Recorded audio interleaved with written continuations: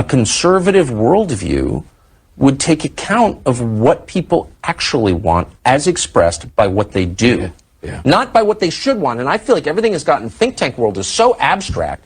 You literally have, and I've worked in think tank world. I mean, I've been here for 34 years, so I know the way the city works. And I've seen people have debates like, well, you know, that's inconsistent with the tenets of capitalism. And I'm like, I don't worship capitalism. I worship God, like whatever. I'm a Christian, but leaving that aside, this is not a religion. It's a mechanical, you know what I mean? So people can have better structure. lives. Exactly right. But if your system is making it impossible for my children to get married, then I am totally happy to set your system on fire and blow it up. Because what is the point? To serve the system? I'm not serving a system. I'm serving my children. No, I'm not playing you, Tucker Carlson, to start the show off because I agree with what he's saying there. But I am playing it because that is a sentiment. Obviously, that was older, probably 15 years ago that he said that. But that idea has become extraordinarily popular. Really what he's describing is not, he's saying conservatism ought to deal with this. But what he's really describing is populism. What he's really describing is, how do the people feel about your policies? How are your policies changing their feeling about the ruling class? I think that the most profound thing he said there, and something that I relate to, even though I disagree with some of his policy proposals to remedy these issues that we do agree on, is that if your system makes it impossible for my child to buy a home, I will burn it down. I will burn it down. This is coming from a pretty passive guy. You don't see Tucker going crazy too often. So for him to say that is profound. And there's a ton of people in America that feel that way. All walks of life. Probably, I'd say half of the people at this point, maybe more, feel that way. This system's unjust. Burn it down.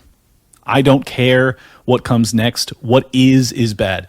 This is a very revolutionary mindset. This is the mindset that really lights embers in the hearts of Marxists oftentimes. But as you've seen with the rise of Donald Trump, this is not a sentiment that's exclusive to the left. This is a very popular feeling, and I don't blame them. In many ways, I feel the same, and I'm sure many of you feel the same too. But oftentimes, libertarians fail to communicate our ideas in a way that actually reaches them in a way that lets them know that we actually agree with what they're saying. That yes, the system is fucked up. And yes, we see your pain. We feel it and we share it with you. But we have policy proposals that may differ from yours or from your political leaders. And the reason I bring this up and the reason I played that clip is because Donald Trump announced today the great reemergence of America. I forget the exact phraseology that he applied to it, but what he's doing is he's applying tariffs broad-based to almost every country on earth. I mean, any country that we have a trade deficit with, boom, you get a tariff. Before I get there, let me explain kind of how it works. What he had initially campaigned on and what he talked about often was reciprocal tariffs. That if you're applying tariffs to us, boom, you get the same in return. And I said, as you can go back when I first talked about this, I don't actually think that's necessarily a bad idea, because I think given our consumer market, there's so much desire to sell goods into America that it'll probably force a tremendous amount of countries to remove their tariffs to avoid our reciprocal tariffs. So, like game theory, it makes sense. They sell more stuff to us. The tariffs will hurt their industry more than it'll hurt us. Therefore, they'll probably back off. Well, his policy proposal today looked quite a bit different. It's not at all reflective of the tariffs that they have placed on us, which is not a good idea in my opinion. I don't think I need to explain this to most people in my audience, but I am not of the belief that trade deficits are inherently bad. Through division of labor and economies of scale, there are other factors that make it make sense that some goods are going to be purchased from other countries, and it's not going to be equal. We're not going to sell them just as many goods as they sell to us. Like, it's not going to be perfectly even, and to expect it to be perfectly even is kind of ridiculous. I mean, how often would you expect, like, do you expect, I don't know, Guyana to buy as much from us as we, like the exact same amount as we buy from them? It's kind of ridiculous.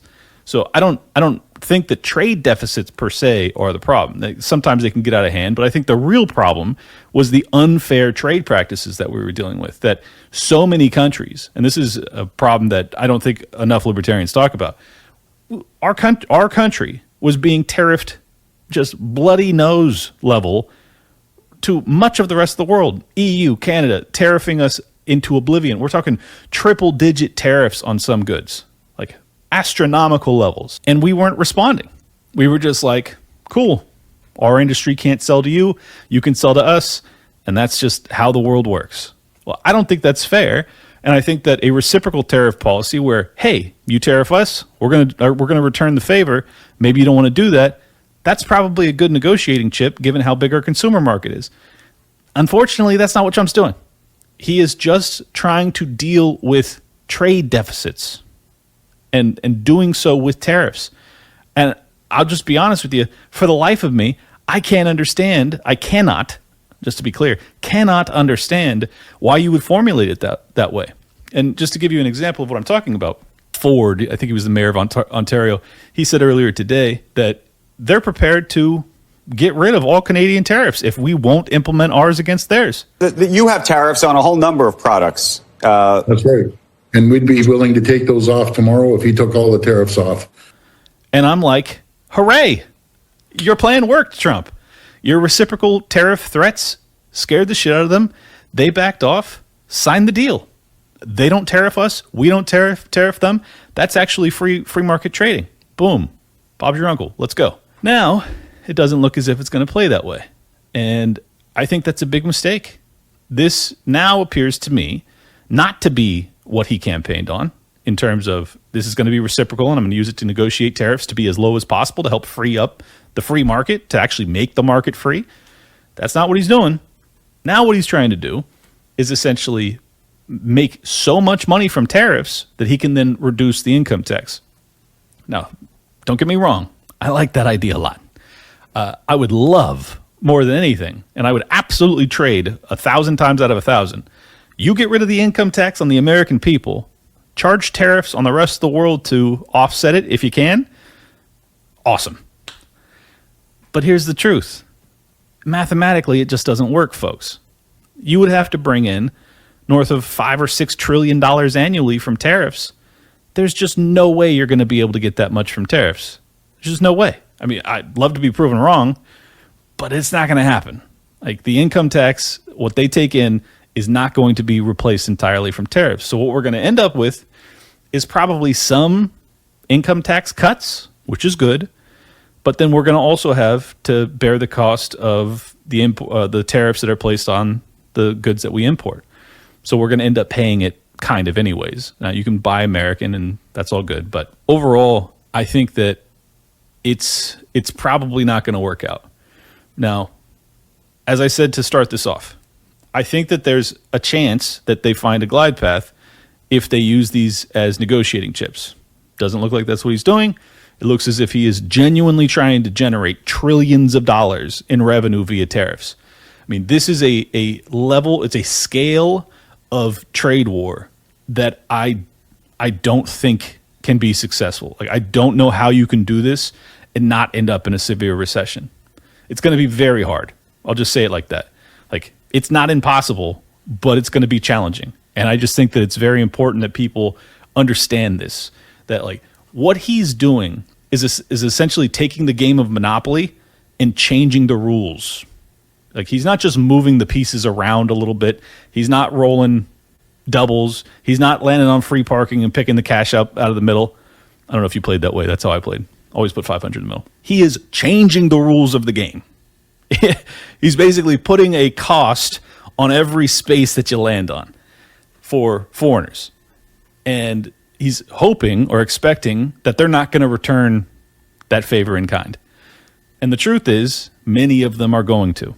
Now, his threat is, well, if you respond, then our tariffs go higher. Okay, well, now you're in a full-blown trade war. Who blinks first? Now, everyone assumes, me included, that it's going to be the other countries, not America, because we're the biggest consumer economy. Everybody wants to sell to us. They're going to blink first. But some of them aren't going to. Some of them are not going to behave rationally. Some of them are going to go to the mat. Some of them are going to realign their trading relationships with the rest of their neighbors as opposed to America. Canada is trying to realign itself with Europe. Obviously, you've got the BRICS alliance. It's just going to strain our relationships with the rest of the world. Now, I am not interested in being the whipping boy of the rest of the world anymore. I'm not interested in being the policeman of the world anymore. I'm not interested in providing military service for the rest of the world or welfare via USAID or handouts. None of that. So a lot of that is going to put a strain on our relationship with the rest of the world. I'm not interested in being in the UN. I'm not interested in being in the WHO, the World Health Organization. I'm not interested in being in NATO. I'm not interested in having much to do with the rest of the world aside from trading with them. I think that is the one thing that we genuinely benefit from. They produce goods at a cheaper cost than we can in certain industries. We produce goods at a higher quality or cheaper cost in an industry that they can't provide. We then trade. I think that these things, broadly speaking, that lowers consumer costs and it increases our standard of living and it benefits us on net. Now, here's the area that libertarians get wrong. Oftentimes, when someone starts to bitch about the deindustrialization of America, they'll just explain to them, they'll start to talk to them about Federal Reserve, fractional reserve banking, inflation.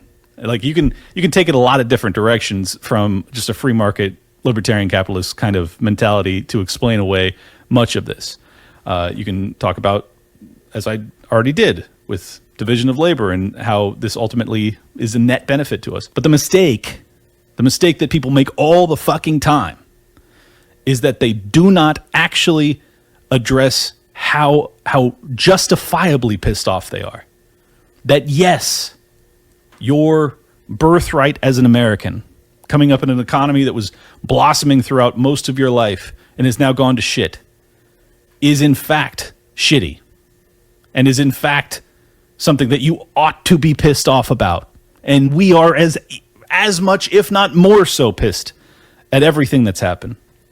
And also, you ought to add in, hey, I also get your gripe. Like, think about this. There's approximately 50 million men in this country that are adults, 18 up, but under 40.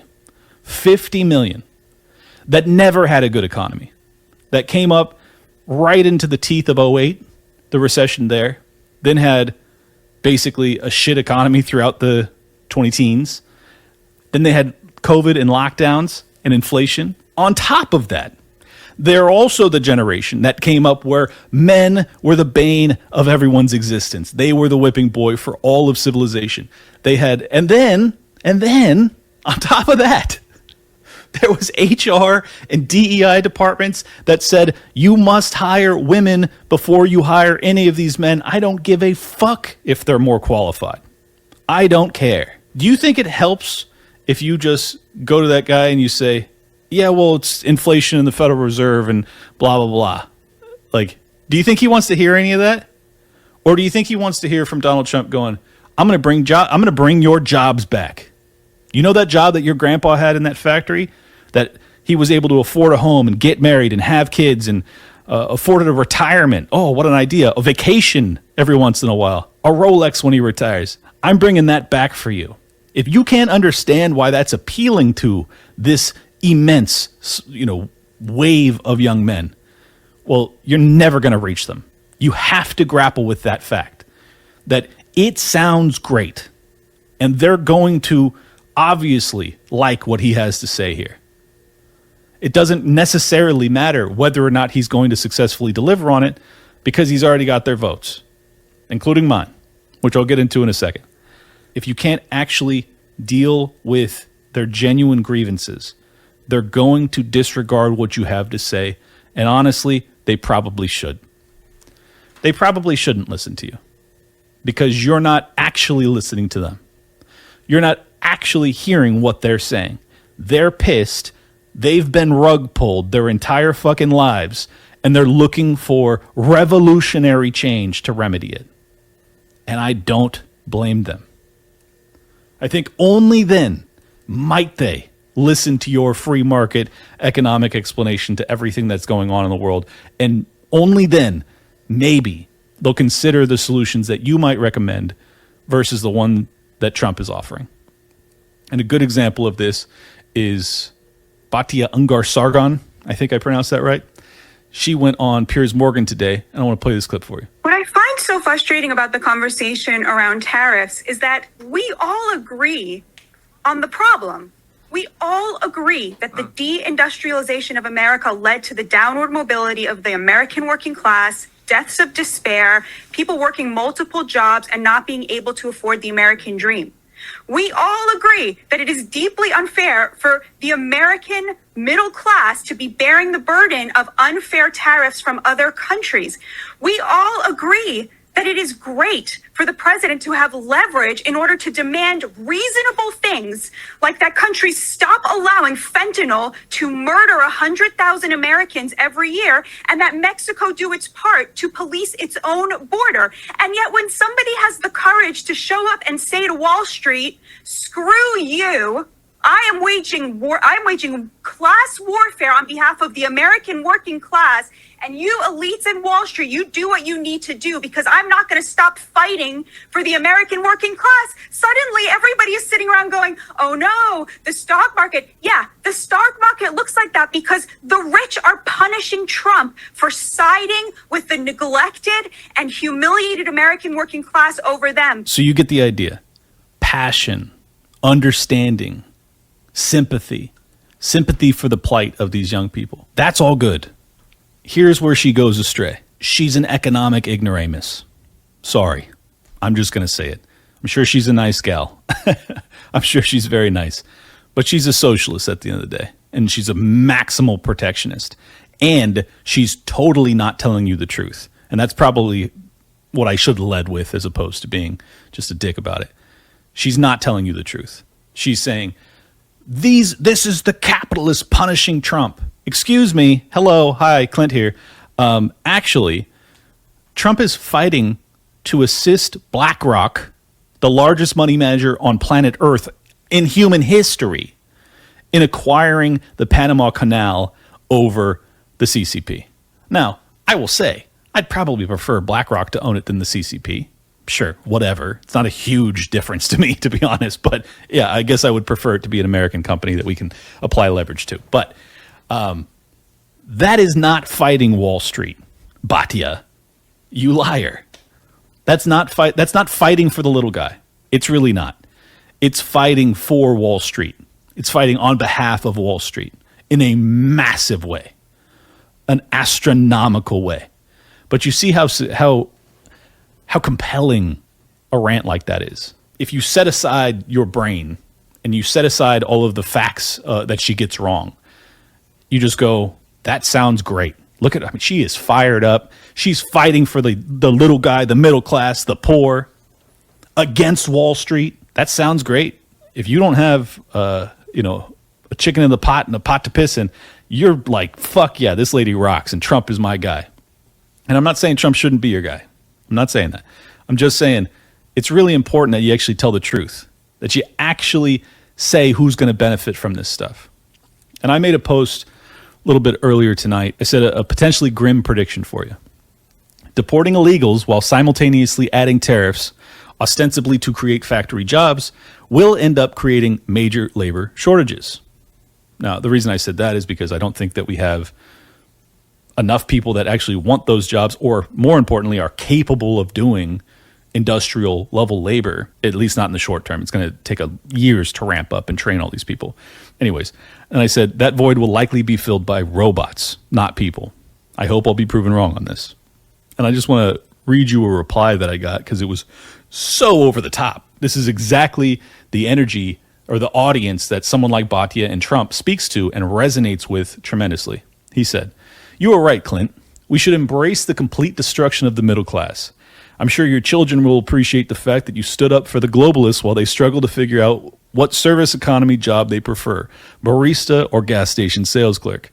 While renting from either BlackRock or Vanguard after they gobble up all the homes that have gone into foreclosure when the market collapses. No worries, though. They can order Uber Eats that they financed at 32% interest, which is currently the grim reality of the current status quo. Someday the grift YouTube money will dry up. I look forward to you ringing up my pack of smokes. So yeah, I got under his skin. I don't really know why, but I wanted to break some of this down. And, setting aside the fact that he was a total asshole to me, some funny one-liners in there, some funny zingers. Here's the real issue. I agree with his analysis of the current paradigm. We just differ on the solution. I think that, just to give you some actual solutions that I think would help us tremendously, yeah, we need to go back to sound money. That's all true. Like, it's not going to happen anytime in the near future. Just being honest. It's not going to happen. So in the interim, what are some things that could happen? Well, you could cut back on federal spending. Trump allegedly is doing that via Doge. I hope that it is ultimately cemented by Congress. And in fact, they do cut back at least to 2019 spending levels. For the love of God. I realize it's like 40% cuts, but it's just 2019 levels. Like, if we can't survive off of that, something's terribly fucked up. And we shouldn't be spending at pandemic lockdown levels for the rest of eternity. We're going to go bankrupt, obviously. So that would be a good start. That would reduce the inflationary pressure that we've been dealing with. Probably the biggest second thing he can do aside from that would be to cut the regulatory tape to free up the economy. Well, actually, that's either the second or third thing. Probably the second thing, plummet income taxes. Even if you still have to keep this absurd progressive income tax where you tax the rich very aggressively, even though most of them at the highest levels end up getting their tax burden reduced a lot. If you could bring down income taxes on the middle class and the upper middle class, like as much as possible, that would help a lot. So those would be the things that I would prescribe to deal with some of this gentleman's very over-the-top gripes against me, which I don't even know why he was mad. I'm literally just analyzing and saying, like, I don't think that we're going to have enough people to fill these jobs. And I'm guessing that many of these jobs are going to be filled by robots and automation. And guess what? I'm probably going to be right, because that's already happening. Like, you already have robots and automation taking a lot of industrial labor across the rest of the world. The reason we don't pay attention to it is because we've already outsourced most of our industry to the rest of the world. But once it's brought back here, a lot of it's going to be done by robots. That's just true. Now, all that being said, I think that it would be good if we could produce more physical goods here so that we aren't as reliant on the rest of the world. I think that would be good. That doesn't mean that I support everything that Trump does to make that come to pass. I think that the primary reason that we have ultimately outsourced so much of our labor and our production is simply because our standard of living is much higher and people aren't willing to work for as little as the rest of the world. And therefore, you can produce these items cheaper elsewhere. So corporations do. So Trump says to himself, okay, well, we're going to apply tariffs to make it so that it's an even playing field. Well, it's not really making it even now, is it? It's actually tilting it towards America, which is fine. He's the president of the United States and he ought to favor America. But the ultimate outcome, like what really matters here is, does it actually increase the standard of living for Americans? Does it actually alleviate all of those gripes that the gentleman had that lit me on fire? Does it actually allow for you not to be using Uber Eats and for you not to be a barista for the rest of your life and paying 22% on credit to buy your Uber Eats on debt? What else? Does it allow your children, or you for that matter, to buy a home? Do his policies create that future? Does it bring us back to 1965 or whatever? I'm arguing no. I don't think it will. Now, that does not mean that it won't have some positive results. It undoubtedly will. I mean, as I said earlier, what he's doing is such a change to the function, like to how things have been. It's such the status quo is being obliterated by these policies. So it's going to change a lot, and some of the changes will be good. Some. But on net, I'm not so sure. And this is another thing that I think both the Republicans right now are getting wrong and libertarians almost always get wrong, is that they don't think about how the electorate is going to respond to what you're doing. Now, let me explain. I think that there is a chance that Trump's policies, if given a decade, could actually really change things for the better. Let me go into further detail and explain this further because it's necessary. If you actually do what he's claiming he's going to do, and you increase these tariffs, and you basically you have this full-on trade war with the rest of the world, and you stay the course, and you finally get it to like calm down and let things start to settle, and corporations start to settle and acclimate to the tariff structure and taxation structure and everything else, and train up the local labor force to take some of these jobs, to build up robots and automation to take some of these jobs, or to fill some of this demand, and you allow for that to all play out over years, 4 or 5 years from now, you might be to a point of, oh, and sorry, the biggest key is because of the tariff and the revenues that you're creating, you then just bury the income tax. You take it from 35% down to 10 or 15%. Okay, now we're talking. Now the GOP may be reelected. Now, beloved third presidential term may be a possibility. I'm not commenting on that, by the way. I don't support it. But in the interim, what he's doing is going to create so much tumult. I mean, it's going to be so chaotic that I think that there's a real chance that you never see that you lose in the midterms, then you have a Democrat majority. They fucking constantly throwing up even more roadblocks than they already are, even though they're in the minority. Tonight, you already had some of the tariffs against Canada got overturned by the Senate because Rand Paul, a handful of other Republican senators, crossed the aisle and voted against the tariffs on Canada. What I'm saying is, if you can't convince the American people that this is not going to be a quick fix, this is going to suck for a couple of years. But if you stick with me, here's my vision. Here's where we're going. Give me 5 years. And he's only got a 4-year presidential term, so that's kind of a hard sell. But you know what I'm saying? Like, it's going to take a long time. It may take longer than 5 years, honestly. Like, this transition could take 10, especially with AI and automation all coming online and robotics all coming online simultaneously. It's going to be such upheaval for people. I think that his framework might be able to work if you had a decade, but you don't. And if this is as painful as I think it can be or could be near term, you're definitely not going to be able to implement this. And J.D. Vance in 28 doesn't have a shot. And then you end up with Gavin Newsom with VP AOC. Like, this is what I'm talking about that libertarians get wrong. Is like, we're so accustomed to never having political power that we just prescribe things based off of our principles and don't consider the fact that, like, oh yeah, but you'd be, well, I'm not saying all of you, but some of you just don't consider the fact that, like, you're never going to be able to implement this and you're going to be thrown out of office immediately, if not assassinated. like, it's not going to happen, dude. Like, would you like to end the Federal Reserve? Yeah, me too. Well, if you were to end it overnight, you would plummet the economy into a depression, the likes of which you've never seen before. And you would be voted out and people would never vote for you again. Now, that's assuming that you actually survive long enough to end the Federal Reserve, which you probably wouldn't.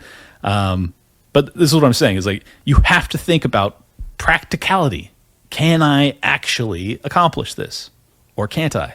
And I think I guess that's what I'm trying to appeal to Trump voters to consider is, do you think that if I'm right, that these tariffs actually add to the prices rising domestically, because some of the goods we're not going to be able to replace domestically. We're going to still continue to buy imported goods, and we're going to end up paying those tariffs, which means that you end up paying more out of pocket. So you feel as if you're poorer.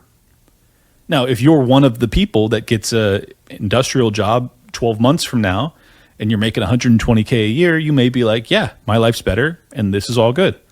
But how many voters are actually going to end up benefiting short term, near term, as a consequence of Trump's policies? It's not going to be everybody. It's not going to be half of people. It's going to be a fraction of the population. Basically, what I'm trying to explain is, I think, honestly, that near term, this is going to create so much pain that it's going to make it almost impossible for the GOP to prevail moving forward. And as a consequence, the lunatics get back in power. And I don't want to see that. So I'm reaching out of love to explain why I think this may be a problem. Now, let me say, I do hope that I'm wrong. And I do hope that Trump's bombast and negotiating style is ultimately going to settle in the land of the sane where, yeah, I talked crazy shit to Canada and then the Senate shot me down and now we're mutually lowering our tariffs and now the market's free and the Clint Russells of the world get their wish. Ta-da! I think that'd be fantastic. And maybe that's how this all plays out ultimately. That all of these threats of tariffs get Mexico to treat us better and Canada to treat us, more fairly, and many other countries do the same. And ultimately, there's a net reduction in tariffs on global trade, and ultimately an increase on net in free market trading. All good then. I think the economy could blossom. If you do that while simultaneously lowering income taxes and lowering the regulatory bodies, you could actually turn this economy back on quite a bit, especially if you get rid of ESG and DEI and you start to actually bring back in all of these abandoned young men into the workforce. And by the way, ladies, this is not hate that I'm not talking about you. I'm just saying that for the past 15 years, men have been alienated in a way that you have not been. Can we agree on that? I hope we can agree on that. So that's the reason I'm speaking to the concerns of young men right now. And that's why I think that it's going to be really interesting to see. It's going to be really interesting to see. And just to circle back to that very angry response that I got, I understand the anger. I feel the anger myself. I'm mad as hell that the economy does not work well at all. I had to shut down my fucking $1 million company as a consequence of the government. I am more upset than you probably. I'm very fucking pissed too. Okay? So, in the oppression Olympics, I'm right there with you, bud. I'm just as pissed. But it just doesn't change reality. Like, it doesn't change how economics work. Like, how I feel about this is secondary to what his policies will create. It's not enough to just be a revolutionary. You have to have an ideas that match the revolution and create a better future. If you just roll forward with your passion and you light everything on fire with no plans on how to rebuild, well, then you're just a chaos agent. You're not actually a reformer or a revolutionary that leads to a brighter tomorrow. You're a revolutionary that leads to ashes, like most Marxist revolutionaries have throughout human history. In fact, basically all of them. So I guess that's my main appeal to you guys, is that I hope that you'll think this through, despite all of the genuine angst that you're dealing with, and I share. Try and be rational in your analysis as to how this plays out and what creates the best future, not just for you in 2 to 4 to 5 years, but for your grandkids and your progeny thereafter. Coming days, there will be complaints from the globalists and the outsourcers and special interests and the fake news. Always, the fake news will always complain. But never forget, every prediction our opponents made about trade for the last 30 years has been proven totally wrong. They were wrong about NAFTA. They were wrong about China. They were wrong about the Trans-Pacific Partnership, which would have been a disaster if I didn't terminate it. If I didn't terminate that, United Auto Workers, you would have had no jobs in this country. You would have had no jobs. It was all going to other countries. In my first term, they said tariffs would crash the economy. Instead, we built the greatest economy in the history of the world. And again, I have great respect for President Xi of China, great respect for China, but they were taking tremendous advantage of us, and I commend them for that. I say, hey, if you can get away with it, that's okay. But, they understand exactly what's happening, and they probably, most of them are saying it's about time they did something, but, and they're going to fight, and they're going to fight fair. Everyone's going to fight. It's like I say to the leaders, look, you got to take care of your country, but we have to start taking care of our country now. We can't do what we've been doing for the last 50 years. So Trump's, as I've said many times, Trump's sales pitch sounds very reasonable. They've been taking advantage of us. I'm ending it. That's all there is to it. Not exactly what he's doing, given that the tariffs are not reciprocal tariffs. They're based off of trade deficits. That's a little different. Here's the other thing, and this is something that's a little bit wonky, so stick with me on this, especially if you're not ensconced in Austrian economics, but the trade deficits are a product of us being the reserve currency of the world. That they take our dollars, we take their goods. Like, that's how it works. And then as a consequence of that, the US dollar has become the global reserve currency that so many central banks and corporations all throughout the world use the US dollar to settle their trade agreements. And that has been to our benefit because it has allowed us, well, in this one arena, it's been to our benefit.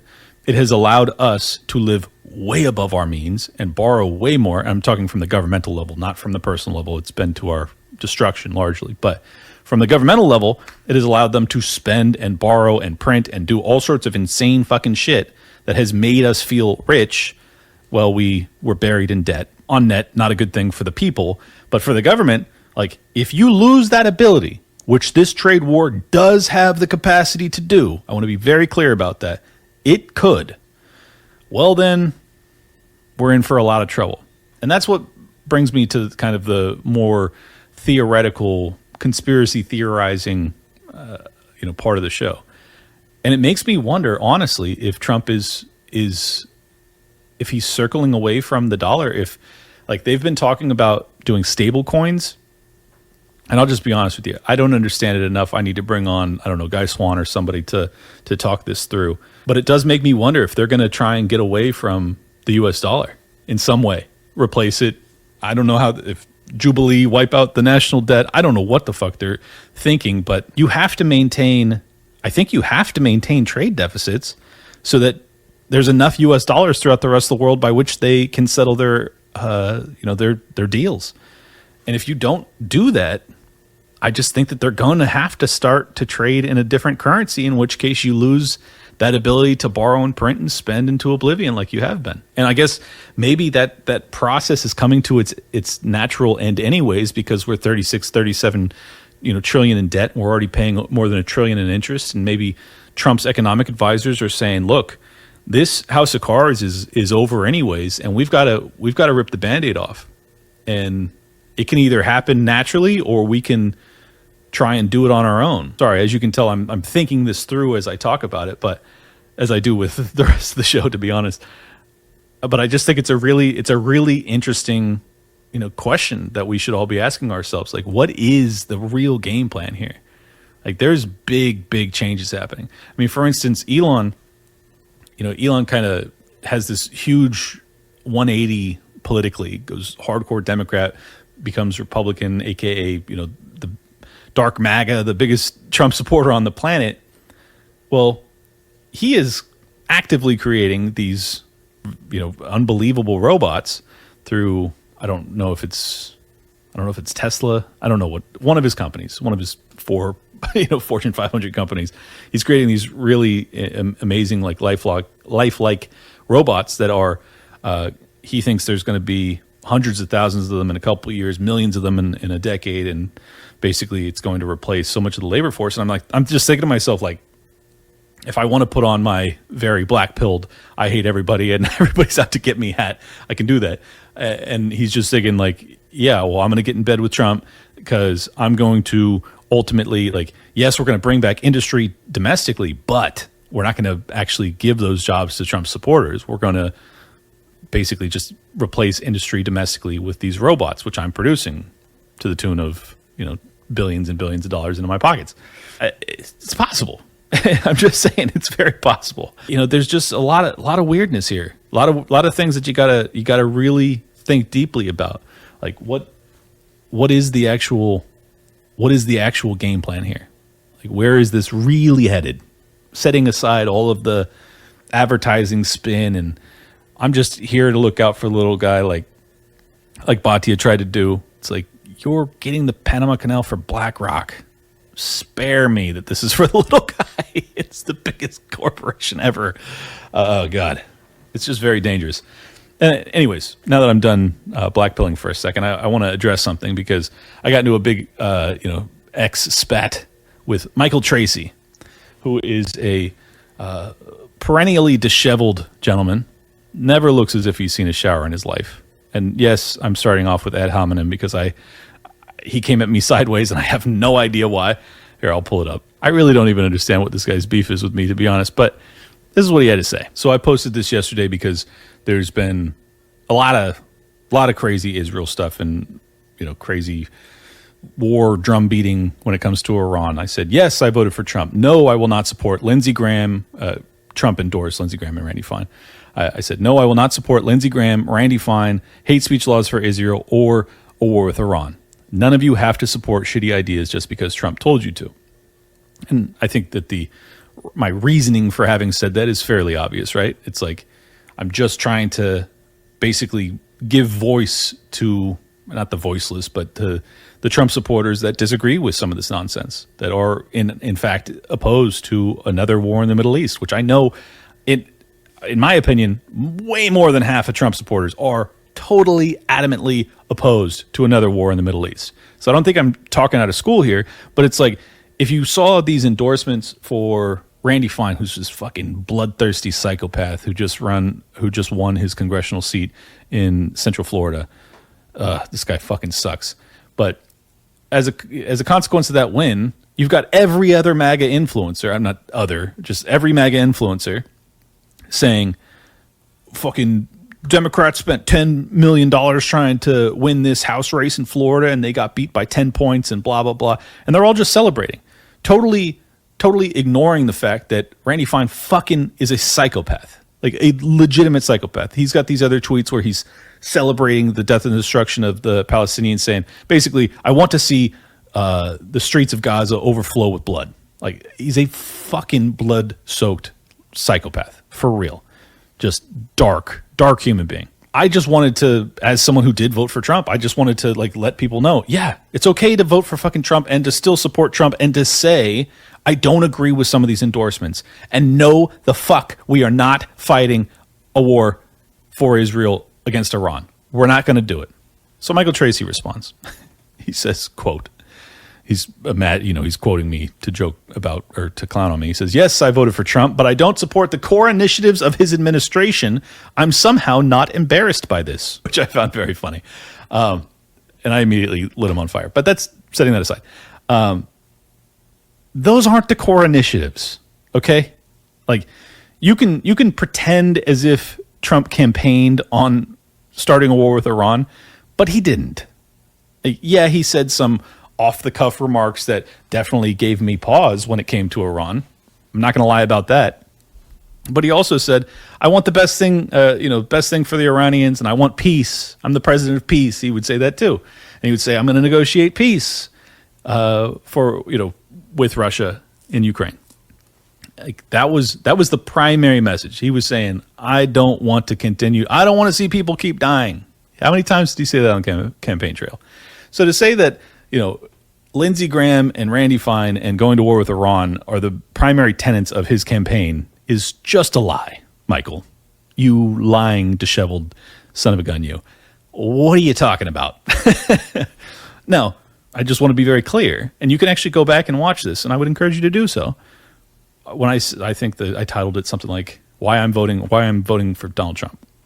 I did it the week before the election, and I explained very explicitly that my biggest concern about Donald Trump's second presidency was the inordinate amount of campaign donations that he receives from Israel, his relationship with Israel broadly, and whether or not he would actually go to that level of starting a war with Iran.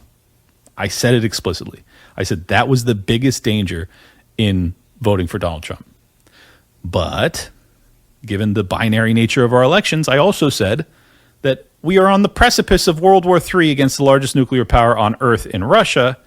Trump is campaigning on negotiating peace, while Kamala Harris is campaigning on the exact same policy of no communications with the largest nuclear power on Earth while we ramp up a proxy war on their southern border. Not to mention, on top of that, she was also campaigning on the continuation of DEI and race Marxism and essentially everything that sucks. There was 1% maybe of her campaign promises that I agreed with, and I'm being gracious, probably closer to 0%. I hated everything that she had to say, and I hate everything about the Democrats, and I like about 60% of what Trump has to say. Just being honest. So I came to the conclusion, yes, sometimes the lesser of two evils in an existential moment is better. And I voted for Trump. And obviously the connotations that, or the insinuation that Mr. Tracy is making towards me is that I ought to be ashamed of it. And I just wanted to be very clear. I'm not. I'm absolutely not. And there's a lot of anarchists and a lot of libertarians that are still fucking furious with me for voting for Trump. Sorry. I'm not sorry. I'm still not sorry. Now, I will say this, just to give you your due. If he drives us into a depression and starts a war against Iran or a wider war, World War III, well, then you get to have your victory lap where you go, ha, Clinton was so stupid. He voted for this. Well, we all die in a nuclear fucking fireball. Congrats to you. You get to be right in that moment. Until then, though, I'm going to let this thing play out. And yes, I still believe that Trump was the better option available. And yes, I'm still thrilled with much of what he's done. The USAID funding freeze and then shutdown and then 90% headcount cut and then merging the rest of them into the State Department is a big step in the right direction. And by the way, Mr. Tracy, he didn't campaign on that. That just happened. And that was fucking like a wish list item that I didn't even know was a possibility. So I'm very happy about that. Yes, he freed Ross Ulbricht. Yes, he's ending the Department of Education. Things that I would have never imagined that I'd see in my lifetime. They happened. I'm thrilled about that. Okay? Also, Bobby Kennedy today, despite all of my concerns and his weird allegiance to Israel, fired somewhere in the neighborhood of 10 or 20,000 employees from HHS today. Fucking awesome. This is fantastic. That's so good. So what I have seen from Trump's second term, as of now, in terms of positives, is the biggest cut in the administrative state in my lifetime, and it's not close. So do I regret that? Should I be ashamed of it? No. And fuck you for thinking that I should. I'm thrilled. It is, I mean, if you just look at the good, it is so much better than any fucking presidency in my lifetime. It's not even close. So no, I don't regret it. Now, that is not to say that the good can't be outweighed by the bad. If he goes to war with Iran and China gets involved and Russia gets involved and we end up in a fucking huge war, yeah, dude, I fucking made a huge mistake. I picked the wrong guy. But at the same time, it could have happened under Kamala. Let's not be fucking ridiculous here. Of course it could have happened with her. So, whatever. Like, I'm just so tired of the purity spiraling. I really, really am. Especially because it's just so obvious to me that what we've seen in the first 100 days of Trump's presidency have been the best things I've ever seen in the first 100 days of a presidency ever. It has been the best. By far. And maybe it gets a lot better. Maybe Kash Patel and Dan Bongino actually fucking go after the Epstein people. And maybe we actually get the real deal truth about the JFK and RFK and MLK stuff. Maybe. I don't know. Those are all TBD. But just in the now, just in what we do know, yeah, it's been fucking good, dude. It's been pretty fucking good. And if he ultimately replaces the income tax with the External Revenue Service, as he continues to promise, that's a fucking huge win. Huge, huge win. Okay? None of that could happen, and maybe it won't. But if it doesn't, it was still the better of the two options. So to answer your question, Mr. Tracy, and everybody that bombarded me with hate, no, I don't regret it. And no, I'm not ashamed. And no, I don't care how you feel about it. I don't. I'm only addressing it publicly because I thought it'd be fun to, tell you to fuck off. I'm sure I'm going to piss a lot of you off by saying this, but I don't care because that's how I feel. And I think I'm right. I think that if you actually analyze this in any sort of impartial fashion, it's very hard to say that I was wrong, that this wasn't the better of the two paths that we had in front of us. So we'll see. And if I end up being proven wrong, well, then we all die anyways. So I don't know, man. I hope we don't. I really don't. And just to be very clear, there's a chance that I got duped, and that's the whole plan. Like, just to put on my, again, black pilled about everything, maximal, Whitney Webb conspiracizing. Like, there's a real chance. There is. She could be right. That this is all, we're going to bring in AI, we're going to bring in robotics, we're going to replace the labor force, then we're going to bring in UBI to keep people, keep the useless eaters happy and full. And then we're going to bring in CBDCs. And then we're going to go to war against Iran, create the Greater Israel Project, and then we're going to take over, Canada and Greenland and basically implement the NWO. I can do this. I can do what Whitney does. Like, sure, it's all possible. It's all possible. I just choose to be optimistic, and I choose to use what little influence I have to try and course correct and to try and galvanize what I know exists, which is a genuine anti-war spirit that exists amongst MAGA and Maha, for that matter, to try and get these fucking scumbag politicians to do our bidding. That's the only power we have, folks. Once you cast a vote for him, or if you don't cast a vote for him, doesn't really matter. The only power you have at this junction is your voice, is to say, I don't like this, I do like that. And that's all I do every day. That's my whole job at this point. I go, that's good, this sucks, and then it goes viral one way or the other.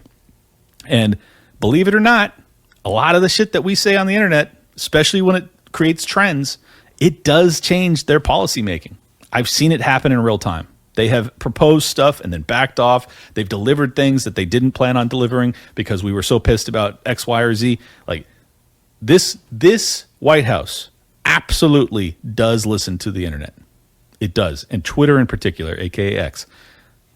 I don't make the rules. I'm just telling you the truth. We have real fucking influence over there, and I'm going to use it as best I can. Because guess what? When I was tweeting, Biden administration didn't give a fuck what I had to say. I promise you that. So, yeah, I like having a little influence. And Dave's got the fucking phone number. Actually, I do too, but don't tell anybody. Of Bobby Kennedy, for God's sakes. He's got a relationship with the guy. And Donald Trump Jr. and all these other people, and they all follow us, and they see our shit go viral all the time. I'm just saying. Like, if you think that I'm the problem, the guy who's spending all day, every day, going, do not go to war with Iran. Don't fucking do it. Don't do it. This is everything you ran against. If you fucking do this, your legacy is garbage. You are done for. And midterms are done. Vance is done. The entire GOP is done. Like, that's the fucking bell I'm ringing. And if you hear me doing that, and your first thought is, see, you fucking idiot, you shouldn't have voted for him, as opposed to, hey, thanks, Clint, for trying to keep us out of World War III. I don't know what your fucking goals are here. Like, I'm trying. What else can I do here? We're pretty fucking powerless, but we got like this much power, and I'm trying, man. I'm trying. So, for those that appreciate it, and I know there's many of you out there, thank you. And for those that would rather, purity spiral and dunk on me, fuck your mother, okay? What a fun way to end an episode. Anyways, if you enjoyed this, hit the like button, subscribe, share it around, and most importantly, second most important is go to X and at Liberty Lock Pod, subscribe. I'll follow you back. That's the best way to support the show. LibertyLockdown.locals.com.